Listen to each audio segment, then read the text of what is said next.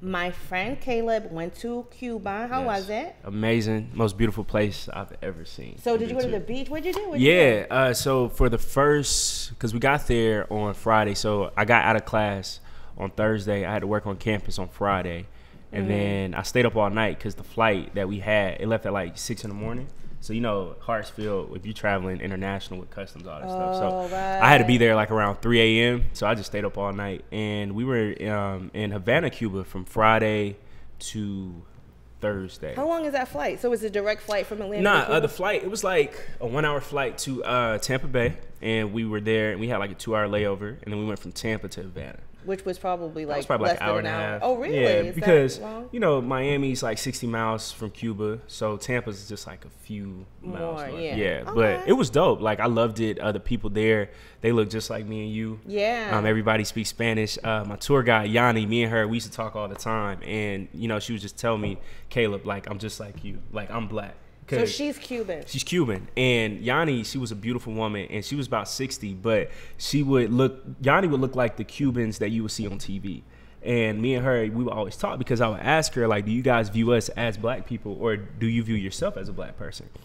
Yeah, she was like, don't get, you know, stuff misconstrued from the media. You know how we have certain Latinos like Mark Rubio or people like that. Marco Rubio or people like that, you know, who say that they're this and they're that. But she said we're all the same. And one of the most beautiful things that she told me was that we all come from the black woman. And, you know, she was saying that we start everything, that it was literally just a boat stop. So I think so many times, like people try to say I'm Dominican or I'm Cuban, but we don't realize we all come from the same place. They call themselves Afro-Cubanos, right? Yep. So they realize that, like you said, it's just a boat stop. The boat stopped there first because on the way to the Americas, the Caribbean islands were places of that the breeding grounds somewhat. Right. And each island had its own purpose.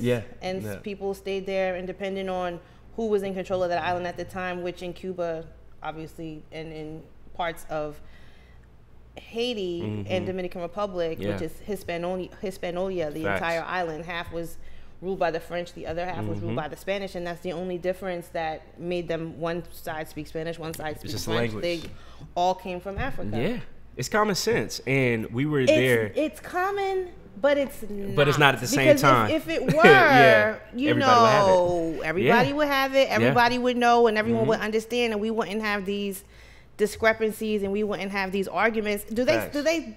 I know the answer to this question is probably yes, but I'm asking for, do they suffer with the same colorism issues that we have here in the Americas? Yes. They do? So we were in Havana from the first Friday until Thursday. Then we went to a place called Trinidad, and that's a beautiful beach. And we went there from Thursday to Friday.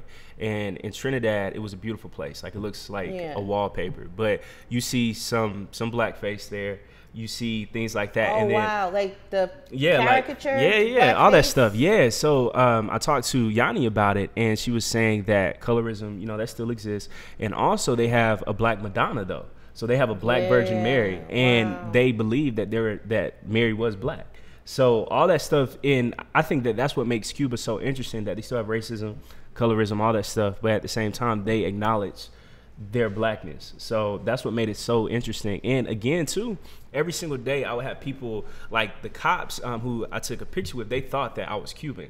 So every single day I would go out. They would be talking to you in Spanish. And see, me speaking Spanish would not help, because that would make people really think, you know, I was Cuban. So every single place that I went to, people thought I was Cuban. At the hotel, they had to check my ID, everything, every day, because they thought I was trying to break in. Like, I was one of the locals that was trying to get inside of like a really nice hotel. So it was very funny. Excuse me, can't the locals go to nice hotels? I mean, it depends, because since they don't have as many nice things as we have, sometimes, you know, people try to come in, steal stuff. So did you go to the like hood in Cuba? Yeah. So I mean, every single day we would be, some days we'll be like in the trenches, some days, you know, we'll be at a nice university. But Cuba is just like America. You have nice parts, bad parts, and I think too, what it showed me, that we all are the same. Like the picture I'm gonna have with the cops, that really showed, like, if you didn't know that I was in Cuba, you would think I was just down the street, you know, in Atlanta. So I think that we got to think globally now, and it's not just us in America. We got to think about the Afro-Cubans, Afro-Latinas, all those people. So one of the girls that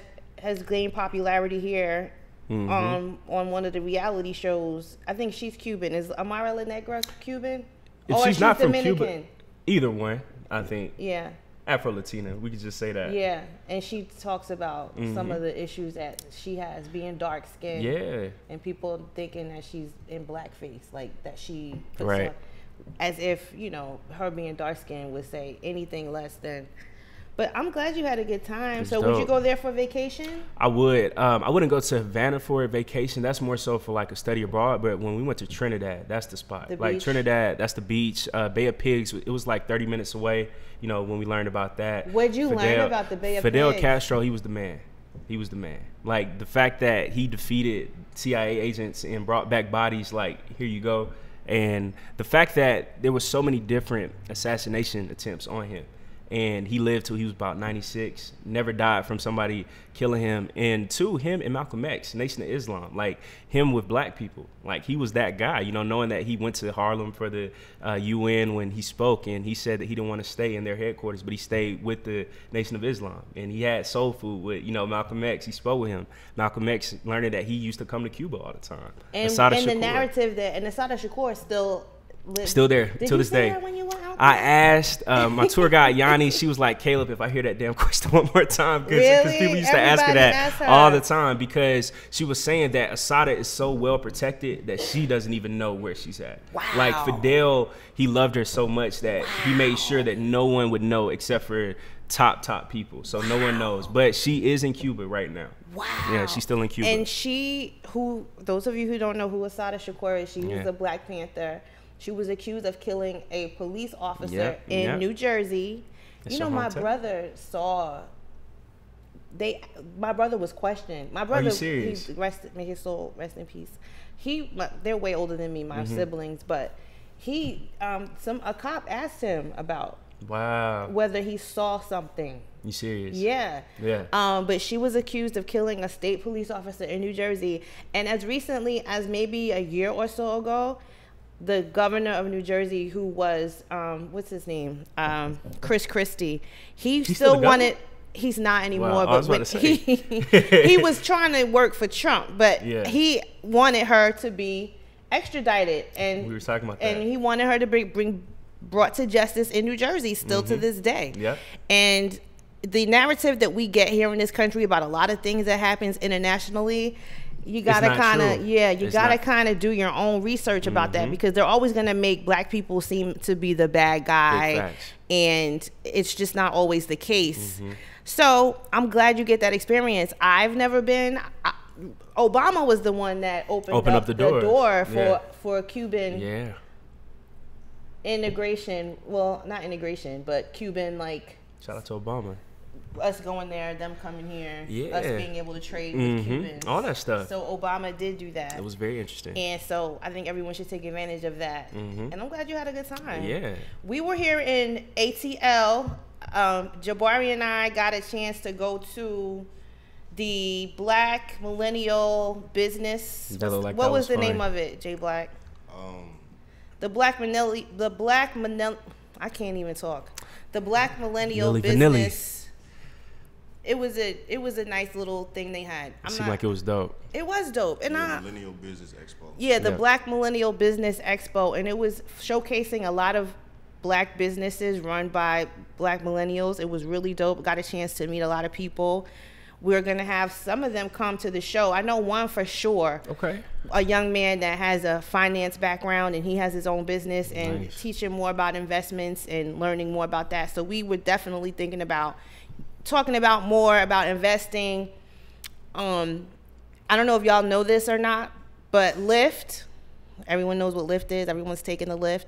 Lyft went public the other day, and they opened up at like $70-something within the first day of trading. They went up 20%, so they ended up closing like at $80-something. And Uber is going to go public at the end of this year or before that. So we're thinking about incorporating into the show like a little investment or money kind of talk. So you guys let us know if that's something that you're interested in, or if you have any input on that, let us know.